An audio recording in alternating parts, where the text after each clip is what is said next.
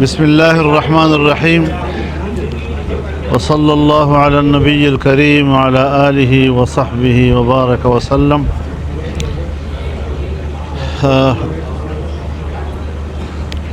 Multan media کو خوش آمدید کہتا ہوں۔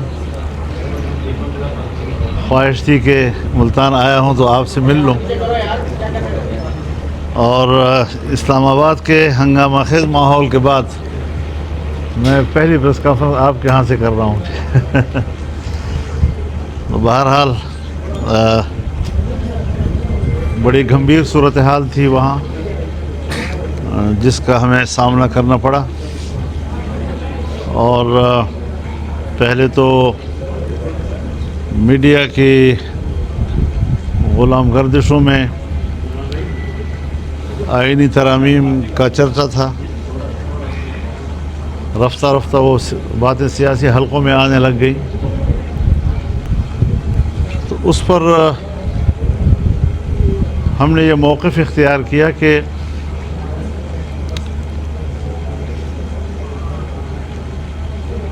بجائے اس کے کہ ہم شخصیات کو سامنے رکھتے ہوئے آئین میں ترمیم کریں،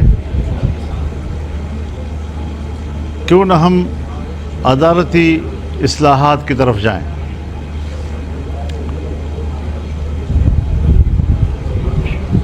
ہم نے یہ تجویز دی، اور اس پر کچھ تفصیل ہم نے پھر وہاں جو پارلیمانی کمیٹی، خصوصی کمیٹی تشکیل دی گئی ہے، اس میں بیان کی۔ لیکن ہر چند کے وہ یہ کہہ رہے تھے کہ جی اب ہم تو ججوں کی مدت ملازمت میں اضافے کا تجویز بھی واپس لے رہے ہیں، ججوں کی تعداد میں اضافے کی تجویز بھی واپس لے رہے ہیں، اور ایک فیڈرل کانسٹیٹیوشنل کورٹ، اس کی آپ کی تجویز کو ہم قبول کر رہے ہیں، تو آپ ہمارا ساتھ دیں۔ لیکن ہم نے کہا کہ جی یہ تو عنوان ہے، ایک اصولی گفتگو ہے جو میں نے کی ہے۔ جب آپ ڈرافٹ دکھائیں گے، مسودہ ہمارے سامنے آئے گا، تب بات ہوگی کہ آپ نے اس میں کیا تفصیلات طے کی ہیں۔ حکومت کسی قسم کا مسودہ دینے کے لیے آمادہ نہیں ہو رہی تھی۔ غالباً ایک کاپی انہوں نے پیپلز پارٹی کو دی تھی، اور بالآخر خدا کر کے ایک کاپی انہوں نے ہمیں بھی مہیا کی۔ میں یقین سے نہیں کہہ سکتا کہ ان کی کاپی اور ہماری کاپی ایک جیسے ہوگی یا اس میں کچھ فرق ہوگا، اور جو کاپی ہمیں مہیا کی گئی ہے اس کے بعد معلوم یہ ہوا ہے کہ اب اس کے بعد جو نئی کوئی اس کی کاپی آئی ہے اس میں بھی کچھ فرق ہے، اور کچھ اس میں کچھ چیزیں کاٹی گئی ہیں، کچھ اضافہ کی گئی ہیں۔ تو ایسے جیسے بالکل کوئی تیاری نہ ہو، اور وہ بغیر تیاری کے ایوان سے توقع رکھ رہے تھے کہ ہمیں سپورٹ کیا جائے گا۔ تاہم جب ہمیں کاپی مہیا کی گئی اور ہمارے وکلاء نے اس کو دیکھا، تو ہمیں بہت افسوس ہوا اس بات پر کہ آئین جو ہر شہری کے بنیادی حقوق کا تحفظ کرتا ہے، اور اس میں معمولی سا ایک استثناء ہے، وہ بھی ملٹری کے حوالے سے، لیکن یہاں تو انسانی حقوق، بنیادی حقوق کا دائرہ محدود کر دیا گیا، اور ملٹری کا رول جو ہے اس میں بہت اضافہ کیا گیا۔ جو استثنائی چیز ہے اس کی توسیع دی گئی، اور جو آئین کا بنیادی انسانی حقوق کا چیپٹر ہے اسے محدود کر دیا گیا تھا۔ اسی طرح کورٹ کے حوالے سے، ججوں کی تقرری کے حوالے سے، یہاں تک کہ ہائی کورٹس کے ججوں کے تبادلے کے حوالے سے، کہ اگر مجھے کسی جج پہ اعتماد نہیں ہے یا میرے حق میں فیصلہ نہیں دے سکے گا تو اس کا فوراً تبادلہ کر دیں۔ یا یہ کہ کیس اس سے اٹھا کر دوسرے کو دے دیں۔ اب یہ چیزیں جو ہیں یہ نظام کو انتہائی متاثر کر رہی تھی۔ ہم دیکھتے ہیں، کئی دہائیوں سے ہم دیکھتے ہیں کہ مفادات کا لین دین ہمارے ملک کی سیاست بن گئی، لیکن ہم نے نظریات، اصول اور قوم کی آواز کو تقویت دینے کی سیاست کی، اور ہر ایسی تجویز کو ہم نے مسترد کر دیا کہ جو مفاد عامہ کے خلاف تھی، بنیادی انسانی حقوق کی نفی کر رہی تھی، عدل و انصاف مہیا کرنے میں صرف حکومت کو تحفظ دینا تھا، اور اس کے علاوہ اگر عام آدمی کا کوئی مسئلہ ہو۔ ہم نے یہ تجویز اس لیے دی کہ ایک تو میثاق جمہوریت میں فیڈرل کانسٹیٹیوشنل کورٹ کا تصور موجود ہے اور صراحت کے ساتھ لکھا گیا ہے۔ دوسرا یہ کہ سپریم کورٹ میں اس وقت جو عام لوگوں کے کیسز ہیں، کوئی 60,000 کیسز اس وقت پینڈنگ پڑے ہوئے ہیں، اور پورے ملک میں اگر دیکھا جائے چھوٹی عدالتوں سے لے کر بڑی عدالتوں تک 24 لاکھ کیسز جو ہیں وہ پینڈنگ پڑے ہوئے ہیں۔ نسلیں جو ہیں وہ آگے بھگتتی ہیں اس چیز کو، اور مقدمات ختم نہیں ہو پا رہے۔ تو اس حوالے سے ایک دلیل تھی کہ ایک کانسٹیٹیوشنل کورٹ موجود ہو تاکہ سیاسی معاملات، آئینی معاملات، حکومت اور کسی ادارے کے درمیان کوئی معاملہ ہو جائے تو وہی کیس وہ نمٹاتے رہے، باقی پبلک کے جو کیسز ہیں وہ تیزی کے ساتھ آگے بڑھتے رہے اور جلد انصاف لوگوں کو مہیا ہوتا رہے۔ تو اس حوالے سے جو مسودہ ہمیں دیا گیا تھا، اس وقت تک تو ان کے پاس اکثریت نہیں تھی، اور دار و مدار جمعیت علماء اسلام کے ممبران پر تھا۔ جمعیت علماء اسلام نے واضح طور پر کہا کہ ہم مطمئن نہیں ہیں اور ہم اس مسودے کو ووٹ دینے سے معذور ہیں۔ اب بلاول صاحب بھی تشریف لائے تھے میرے پاس، اور ان کے اور ہمارے درمیان بھی بات چیت ہوئی، اور اس پر اتفاق ہوا کہ ہم بھی ایک مسودہ بنا لیتے ہیں، وہ بھی ایک ڈرافٹ تیار کر لیں گے، پھر ہم ایک دوسرے کے ساتھ شیئر کریں گے۔ ہم اتفاق رائے چاہتے ہیں، پارلیمنٹ کا کام یہی ہے کہ وہ قانون سازی کرے، آئین سازی کرے، ترامیم کرے، قانون پاس کرے، یہ جاب ہے ہمارا، اور اس پر ہم کسی قسم کا قدغن بھی قبول کرنے کو تیار نہیں ہیں۔ لیکن اداروں کے درمیان اگر طاقت کا توازن بگڑتا ہے تو وہ بھی ملکی نظام کو تہس نہس کر سکتا ہے۔ اس لیے ہم اس بات پر زور دے رہے ہیں کہ ہر ادارے کا ایک اپنا دائرہ کار ہے جسے آئین متعین کرتا ہے، اور اگر ہر ادارہ اپنے دائرہ اختیار کی حد تک خود کو محدود رکھے گا تو اپنا اپنا کردار بڑے خوش اسلوبی کے ساتھ وہ کر سکیں گے، اور ورنہ تو پھر ایک ادارہ دوسرے ادارے کے مقابلے میں طاقتور بننے کی کوشش کرے گا، اور اس لڑائی میں ملک کمزور ہو جاتا ہے۔ چنانچہ آج ہم دیکھ رہے ہیں کہ جب سے اسٹیبلشمنٹ نے طاقتور بننے کی کوشش کی، انتخابات پر اثر انداز ہونے کی کوشش کی، اپنی مرضی کی حکومتیں لانے کی کوشش کی، تو آج اس کا نتیجہ یہ ہے کہ ملک ہر لحاظ سے کمزور ہو گیا ہے۔ اقتصاد کے لحاظ سے کمزور، انصاف کے لحاظ سے کمزور، عدالتوں کو مزید کمزور کیا جا رہا ہے۔ اور میں ایک بات انتہائی دکھی دل کے ساتھ کر رہا ہوں کہ میں نے اپنی زندگی میں وہ دن بھی دیکھے ہیں جب فوج کے خلاف کوئی بات سننے کو تیار نہیں تھا، اور آج بدقسمتی سے میں وہ دن بھی دیکھ رہا ہوں کہ فوج کے حق میں کوئی بات کرنے کو قبول نہیں کر رہا ہے۔ ایسا کیوں ہے؟ یعنی یہ ہمارے لیے بھی دکھ کی بات ہے۔ ہم بھی سمجھتے ہیں کہ ہمارے اداروں کا احترام ہو، فوج کا احترام ہو، عدلیہ کا احترام ہو، پارلیمنٹیرینز کا احترام ہو، اور وہ اپنے ضمیر کے مطابق کام کریں، اپنے دائرے کے اندر رہتے ہوئے کام کریں، تو میرے خیال میں پھر ملک بھی طاقتور ہوگا، عوام بھی مطمئن ہوں گے، اور ملک کا نظام ٹھیک چلے گا۔ اور صاحب بلاول نے آپ کی تجاویز سے کس حد تک اتفاق کیا ہے، اور کوئی ٹائم پیریڈ بھی طے ہوا ہے کہ بلاول صاحب اور آپ کب تک متبادل تجاویز تیار کریں گے؟ انہوں نے بھی کام شروع کر دیا ہے اور ہم نے بھی کام شروع کر دیا ہے، وکلاء اس پر کام کر رہے ہیں، تو ظاہر ہے کہ ہفتہ 10 دن تو اس میں لگ جائیں گے کہ ہم ایک کانسیپٹ پہ جو ہے تعینات کریں گے۔ تیار کر رہے ہیں جو ایک آپ ڈرافٹ تیار کر رہے ہیں، اس میں آپ کا کیا مطلب اس کا فوکس کیا ہوگا کہ اس میں انسانی حقوق کے حوالے سے بات ہوگی، عدالتوں کے حوالے سے، یا آئینی کانسٹیٹیوشنل کورٹ کے حوالے سے؟ ہمارا تو ظاہر ہے جی کہ جس پر اتفاق رائے ہے وہ کانسٹیٹیوشنل کورٹ کے قیام پر ایک اتفاق رائے موجود ہے، لیکن یہاں پر ہمیں ایک بدنیتی نظر آئی ہے کہ کانسٹیٹیوشنل کورٹ کی تجویز قبول کر کے بھی وہ عدالتی ڈھانچہ اس طرح تشکیل دے رہے تھے کہ مخالفین کی گردن زدری کرے اور اپنے مفادات کے لیے اس کو استعمال کرے۔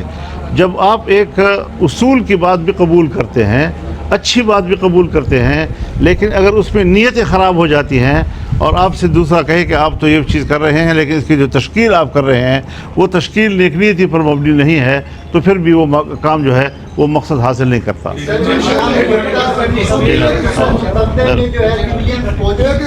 جی جو سویلین فوجی کا جو سر یہ ٹرائل ہونے جا رہا ہے اس کے حق میں آپ ہیں یا نہیں؟ میں سمجھا نہیں آپ کی میں بات۔ یہ کہہ رہا ہوں سر کہ جو مجوزہ مصادرے میں سویلینز کے فوجی ٹرائل کی شک شامل تھی، کیا آپ سویلینز کے فوجی ٹرائل کے حق میں ہیں یا نہیں؟ میں نے تو یہی بات آپ سے کیا نا کہ بنیادی حقوق کا دائرہ محدود، ملٹری کا جو استثناء تھا ایک خاص حد تک اس کو توسیع دے دی گئی ہے، تو یہ چیزیں ہم سمجھتے ہیں کہ بنیادی حقوق کو پامال کر رہی ہیں۔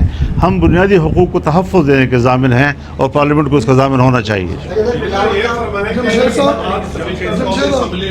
جی ہاں، اسپیکر قومی اسمبلی نے خط لکھا اور اس کے اندر انہوں نے نشستوں کا باقاعدہ نمبرنگ دی ہے۔ آپ کی جماعت کو بھی انہوں نے 3 سیٹیں اضافی مخصوص سیٹوں کے لکھائی ہیں۔ اگر الیکشن کمیشن اس کا نوٹیفیکیشن جاری کر دیتا ہے تو پھر تو حکومت کی جو ہے وہ 2/3 جو ہے وہ پوری ہوتی ہے، پھر آپ کہاں کھڑے ہوں گے؟ ہم پھر بھی اپنے موقف پہ کھڑے رہیں گے اور کوشش کریں گے کہ ان کو کوئی غلط فیصلہ یا غلط قانون سازی سے روکیں۔ جو بھی ہماری قوت ہوگی، جتنی ہماری قوت ہے ہم اتنے ہی ذمہ دار ہیں، اس سے زیادہ کیوں تو ہم ذمہ دار نہیں ہیں، لیکن کبھی بھی ہم آئین کو تہوبالا کرنا، عدلیہ کو تہوبالا کرنا، کسی بھی ادارے کو تہس نہس کرنا، اس کو نقصان دینا، اس کی ہم حمایت نہیں کریں۔ بلاول صاحب کہتے ہیں جی فرمائیں۔ بلاول صاحب کہتے ہیں مولانا فضل الرحمان کے کمیٹی روم میں پہنچنے سے پہلے ہی آرٹیکل 8 والی جو ترمیم ہے وہ ہٹوا دی گئی تھی، اس پہ کیا آرٹیکل 9 اب آ گیا ہے، لیکن اب یہی بات تو ہمارے لیے سوال ہے۔ ہم نے آپ سے پہلے بھی کہا کہ اس کے بعد کچھ تبدیلی ہوئی ہے تو پتہ نہیں وہ کیا ہے، تو ایک مسودہ پھر دوسرا مسودہ اب تیسرا مسودہ اور سب ایک دوسرے سے مختلف ہیں۔ اس تشویش میں کیوں رکھا جا رہا ہے؟ یہ کنفیوژن ہے، اور پارلیمنٹیرینز اگر اپنے قانون سازی کے بارے میں کنفیوژن کا شکار ہوں وہ کیا آئین سازی اور قانون سازی کر سکیں گے؟ جیسے آپ نے بھی کہا کہ ہماری سیاست ہم نے ماضی میں سے کرتے مفادات کے لیے گھومتی ہے۔ اچھا، ابھی بھی آپ کا نیا بیان بڑا پاکستان طریقے انصاف کے ساتھ جو ہے وہ بڑھ رہا ہے۔ اچھا، تو کوئی ان کے ساتھ جس طرح سے آپ ایک سوچ پہ اور ایک جگہ پہ اکٹھے ہو رہے ہیں، تو مستقبل کے لیے بھی تو آپس میں آپ کے وعدے دہید ہوئے، کیونکہ جب بھی 2 جماعتیں آپس میں مذاکرات کرتی ہیں، کسی ایک مٹنے پہ آتی ہیں، تو مستقبل کے وعدے جو ہے وہ ضرور ایک دوسرے سے لیے جاتے ہیں۔ تو اس آپ جو تحریک انصاف کے ساتھ جو ایک پیج پہ آئے ہیں، مستقبل کے بارے میں کوئی وعدے دہید ہیں؟ ناراض تو نہیں ہوں گے آپ؟ نہیں، کیونکہ آپ کو جب میں جواب دیتا ہوں کچھ اور بن جاتا ہے۔ تو جی میں سمجھ گیا۔ جی دیکھیے، اس میں کوئی شک نہیں ہے کہ ہم اپوزیشن بینچوں پہ ہیں، پی ٹی آئی بھی اپوزیشن بینچوں پہ ہے، اور ہم قومی اسمبلی میں 8 اراکین کے ساتھ، سینٹ میں 5 اراکین کے ساتھ، جبکہ وہ 80 اور 90 کے اراکین کے ساتھ قومی اسمبلی میں موجود ہیں۔ ایک پارٹی جب حکومت کے خلاف بھی اپوزیشن میں ہو اور اپوزیشن کے خلاف بھی اپوزیشن کرے تو یہ تو دنیا میں پارلیمانی رواج نہیں ہے۔ اس وقت باقاعدہ ہمارا کوئی اتحاد نہیں ہے۔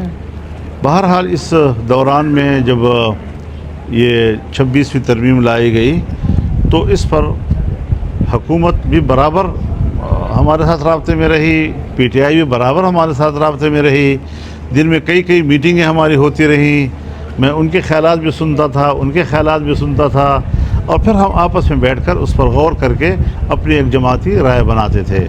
اس وقت ہمارا ان سے کوئی اتحاد ایسا باضابطہ نہیں ہے، نہ کسی تحریک کے لیے۔ البتہ جو پارلیمانی رول ہے اس میں ڈے ٹو ڈے ایشوز پر ہم بات کر سکتے ہیں، اس پر ہم ایک مشترکہ موقف بھی لے سکتے ہیں، لیکن کوئی ایسا باقاعدہ اتحاد نہیں ہے۔ البتہ بہتر ہے، ہم اس چیز کو ایک مثبت سفر سمجھتے ہیں کہ ہمارے جو تلخیوں والا ایک دور تھا، اگر وہ اعتدال پہ آتا ہے اور ایک بہتر تعلقات کی صورت بنتی ہے تو اس کی طرف ہمیں بڑھنا چاہیے۔ جو بلاول بھٹو صاحب نے یہ فرمایا کہ اگر مولانا صاحب جو ہے ہمارے ساتھ نہیں آتے تو ہم پھر کسی اور طرف دیکھیں گے، اور سے بندے ہمارے فیور کر لیں گے، لیکن پھر مولانا صاحب کی تجویز جو ہے، جو تجاویز ہیں، ان کو بھی ہم نہیں مانیں۔ دیکھیے، اگر وہ غلط چیز پر مصر ہیں کہ ہم نے غلط کام کرنا ہے اور اس کے لیے جہاں سے بھی چاہیں لوگوں کو توڑ کے اور مفادات کی، تو پھر تو ایک سوداگری والا ایک کام ہوگا۔ ہم اس سے دور رہیں گے اور انشاءاللہ اصولی سیاست کریں گے، اپنا موقف دیں گے، اور مجھے یقین ہے انشاءاللہ کہ اگر انہوں نے ایسی حرکت کی اور ہم نے اس پر رد عمل دیا تو وہ ایسا نہیں کر سکے۔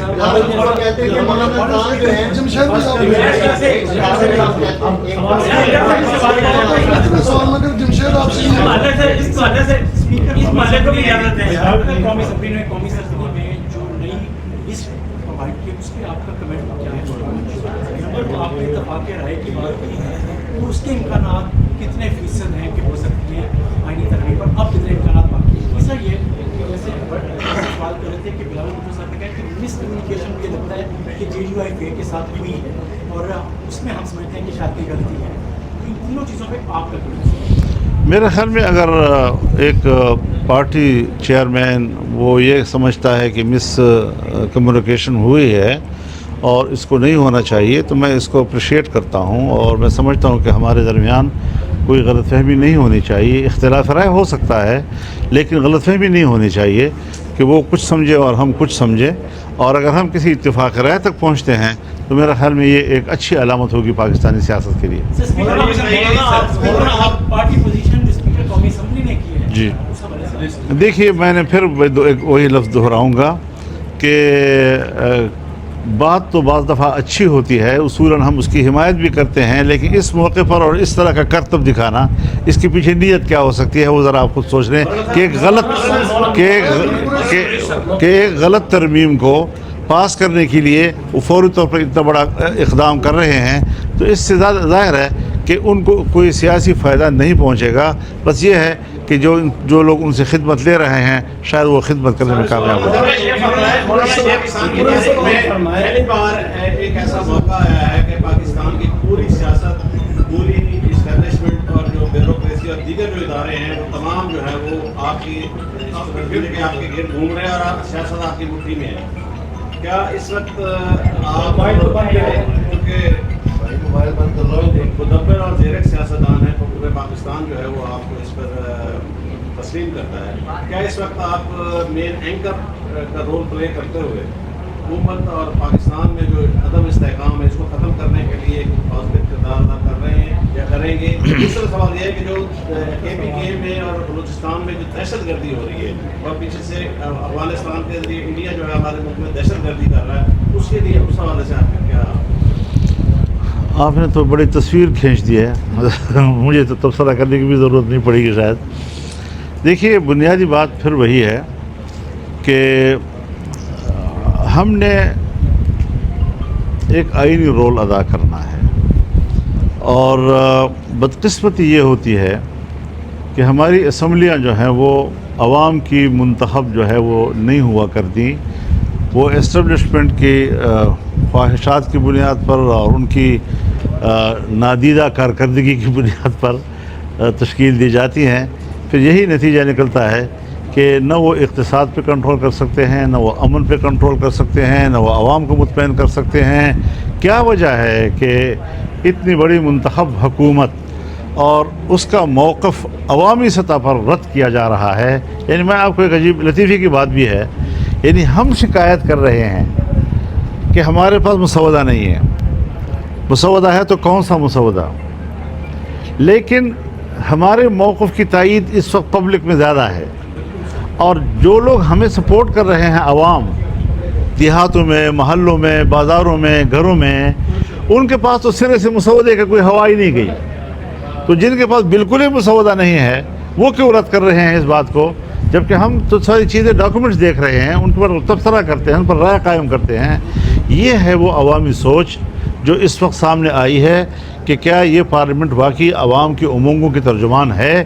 میرے خیال میں نہیں ہے.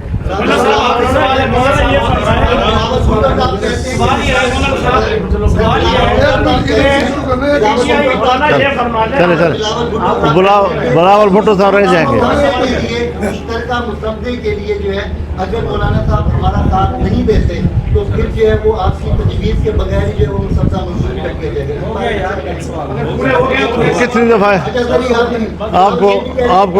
آپ کو اس موبائل پر سوالات آ رہے ہیں اور آپ کر رہے ہیں, آپ سوالات آ رہے ہیں اور آپ کر رہے ہیں. عوام میں سب سے زیادہ مقبولیت جو ہے اب اس وقت آپ کی بزرائی ہو رہی ہے, سوشل میڈیا پہ بھی ہم دیکھتے ہیں, پی ٹی آئی والے بھی آپ کو اب چاہنے لگے ہیں. آپ کیسے دیکھتے ہیں پی ٹی آئی والے ٹھیک ہے, ان کا اب جلسہ ہونے جا رہا ہے, کل ان کو این او سی بھی جاری کیا جا رہا ہے, تو دیکھیے پاکستان میں یا نہیں ہونا چاہیے؟ ایسے ماحول میں لوگ بٹ جاتے ہیں. ایک ہم لوگ ہوتے ہیں جو کسی پرابلم کو انجوائے نہیں کر سکتے, ذمہ داری کے ساتھ ہماری پورا فوکس ہوتا ہے کہ ہم اس پر کیا رائے قائم کریں, اس کو کس طرح حل کریں. ایک طبقہ وہ ہوتا ہے جو اس صورتحال کو انجوائے کرتا ہے. تو اس ساری صورتحال میں کم از کم اس بات سے متاثر نہیں ہوں, کیونکہ ہم نے مقصد کو دیکھنا ہے, کاز کو دیکھنا ہے, عوام کی خواہشات کو دیکھنا ہے, ان کی ضرورتوں کو دیکھنا ہے, آئین کو تحفظ دینا ہے, پارلیمنٹ کو تحفظ دینا ہے, عدلیہ اور فوج کے اپنے دائرۂ کار کو تحفظ دینا ہے. ہم چاہتے ہیں کہ ادارے طاقتور ہوں اور اپنے دائرۂ کار میں کام کرتے ہیں. دیکھیے جلسے سے میرا کیا سروکار ہے یار, کیا سروکار ہے میرا اس کے ساتھ.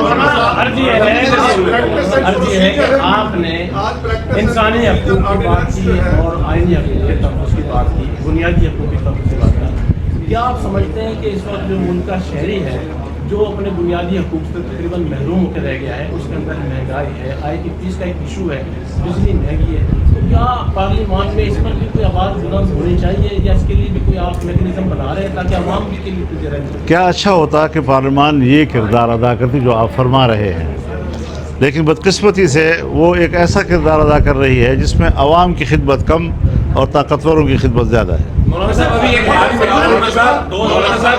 2018 کے الیکشن کے بعد سر آپ اپوزیشن میں تھے, اب پھر آپ اپوزیشن میں تھے. اس وقت سر پی ڈی ایم کی صورت میں آپ نے حکومت آپ کی وسط سے آپ اس میں لیڈ کر رہے تھے, تو حکومت بن گئی اور خان صاحب چلے گئے. ابھی سر آپ اس وقت بھی اپوزیشن میں ہیں, کیا سر آپ دیکھتے ہیں ٹارگیٹ کیا ہے سر اس کو آپ کیسے؟ ایک تو آپ بنیادی مسئلے کی طرف جائیں گے کہ ہم اس الیکشن کے نتائج کو تسلیم نہیں کرتے, ہم اس اسمبلی کو عوام کا نمائندہ نہیں کہتے, ہم اس حکومت کو عوام کا نمائندہ نہیں کہتے, اور فوری طور پر ہم دوبارہ عام انتخابات کا مطالبہ کرتے ہیں. یہ ہے ہمارا بنیادی اصول جی, اور اس پر ہم قائم ہیں, اس کے لیے ہم آواز بھی اٹھاتے ہیں. لیکن چونکہ میری پارٹی یہ طے کر چکی ہے کہ ہر چند کے ہمارا یہ موقف ہے کہ ہم الیکشن کے نتائج کو تسلیم نہیں کرتے, جیسے 2018 میں ہم نے نہیں کیا تھا, تاہم پارلیمانی رول جو ہے وہ ہم ادا کرتے رہیں گے. پارلیمانی رول سے اگر ہم بالکل ہٹ جاتے ہیں تو پھر معاشرے میں کیا اس پہ اثرات ہوتے ہیں, وہ منفی اثرات بہت زیادہ ہوں گے. تو ہم اپنے پارلیمانی رول کو بھی رکھنا چاہتے ہیں, لیکن اپنا موقف بھی زندہ رکھے ہوئے. بڑے افسوس کے ساتھ دوستوں نے سوال بھی کیا تھا کہ بلوچستان کی صورتحال جو ہے وہ بہت زیادہ گمبھیر ہو. ایک طرف ملک میں یقیناً آئینی بحران ہے, آپ نے بڑا کردار ادا کیا ہے, اس کو بچایا, لیکن یہ جو دہشت گردی کی فضا ہے اس کے بارے میں آپ کا موقف کیا ہونا چاہیے ہوگا؟ پہلے محکمہ سامنے آ چکا ہے, لیکن کچھ سخت اقدامات کی ضرورت ہے, اور اس کے لیے آپ کیا کہیں؟ دیکھیے کچھ باتیں تو ایسی ہیں جو اگر پبلک کی طرف سے مطالبہ آتا ہے, چاہے وہ کے پی میں ہے, چاہے وہ بلوچستان میں ہے, کہ ہمارے جو لاپتہ افراد ہیں ان کو بازیاب کیا جائے یا ان پر کھلے مقدمات لگائے جائیں اور ان کو عدالتوں میں پیش کیا جائے تو یہ ایک جائز مطالبہ ہے ہماری نظر میں. اور میرے خیال میں جب کسی کی اس طرف نظر نہیں تھی تو مجھے یاد ہے میں نے کوئٹہ کے میزان چوک میں اس مسئلے پر تقریر کی تھی اور سخت الفاظ کے ساتھ کہا تھا کہ گمشدگی جو ہے یہ ایک خاندان کے لیے انتہائی کرب کا باعث ہوتا ہے جی. لیکن اب لوگوں کو اپنے بچے تو مہیا کرو, ان کے پیارے تو ان کے ساتھ ملاؤ کہیں سے. تو یہ ایک بنیادی پرابلم ہے. دوسری وجہ یہ ہے حضرت کہ لڑائی تو ہر جگہ پر ہے. بلوچ ایریاز میں بھی ہے, پشتون ایریاز میں بھی ہے. آج بھی شمالی وزیرستان میں جنگ ہو رہی ہے, جنوبی وزیرستان میں بھی جنگ ہو رہی ہے. ہمارا ٹانک, ڈیرہ اسماعیل خان, لکی مروت, بنو, یہاں تو مغرب کے بعد پولیس نظر ہی نہیں آتی اور موٹر ویز تک کو بالکل چھوڑ دیا ہے, ان کی حفاظت کرنے بھی چھوڑ دیا انہوں نے. تو جہاں ریاست جو ہے وہ آپ کے تحفظ کے لیے تیار ہی نہیں ہے, وہ اپنے تھانوں میں جو ہے وہ سکڑ جاتی ہے اور رات کے وقت کوئی نظر نہیں آتا, تو پھر مسلح گروہ ہی جو ہے وہ گلی کوچوں میں اور سڑکوں پہ سامنا ہو. مولانا صاحب یہ حال ہی میں چند دن پہلے ایک تقریب ہے جس کے اندر زیادہ کی کھڑے اور افغانستان کے قوم سمجھانے کے دو لوگ آئے اور وہ قومی ترانے پہ نہیں کھڑے ہوئے. اس کے اوپر بڑی بحث ہے, مختلف علماء کرام کا یہ کلپس بھی جو لوگ ترانے پہ کھڑے جو ہے نا کھانا شرم جائز نہیں. نہیں, یہ ایسا نہیں ہے, ایسا نہیں ہے. آپ بھی مذمت کرتے ہیں. زیادہ تر یہ سوال وہ لوگ کرتے ہیں جو اللہ کے سامنے بھی کھڑے ہونے کو تیار نہیں ہوتے اور جھنڈے کے لیے کھڑے ہونے کو فرض عین سمجھ لیتے ہیں. کھڑا ہو گیا تو احترام ہے, ہم تو سب کھڑے ہو جاتے ہیں جی. لیکن اس کو اگر کھڑے نہیں ہوئے تو کچھ بھی کوئی آسمان نہیں گرتا. آرڈیننس جو ہے وہ آج جاری ہو گیا.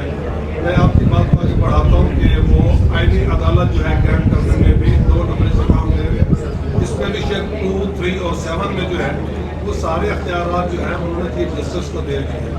آپ اس پر کیا کہیں گے؟ پریکٹس اینڈ پروسیجر آرڈیننس سے بات نافذ. میں سرسری طور پر تو میں نے دیکھا ہے اس کو, اور جو کام وہ پارلیمنٹ میں نہیں کر سکے اس کو پارلیمنٹ سے بائی پاس کر کے آرڈیننس کے ذریعے وہ لا رہے ہیں. تو آرڈیننس جو ہے وہ بدنیتی پہ مبنی ہوگا, اس پر اعتراضات ہوں گے.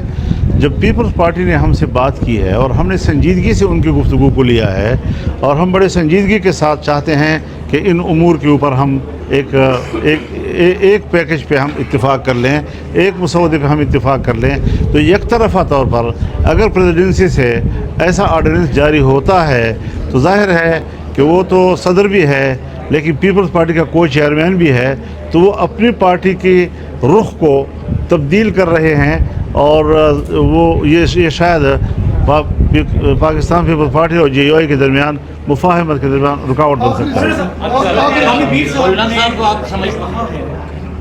کسی دوست ملک کے ذریعے بھی آپ پر دباؤ ڈالا گیا, کیا سچ؟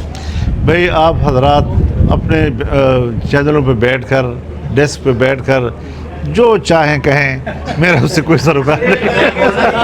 آپ یہ سمجھتے ہیں کہ حکومت اپنا ٹینیور پورا کر لے؟ دیگر لوگ ہیں. میرا تو خیال یہ نہیں ہے کہ وہ پورا کر سکتی ہے, کیونکہ ان کی جو پالیسیاں سامنے آ رہی ہیں عوام کے اندر بہت زیادہ ناراضگی بڑھتی جا رہی ہے.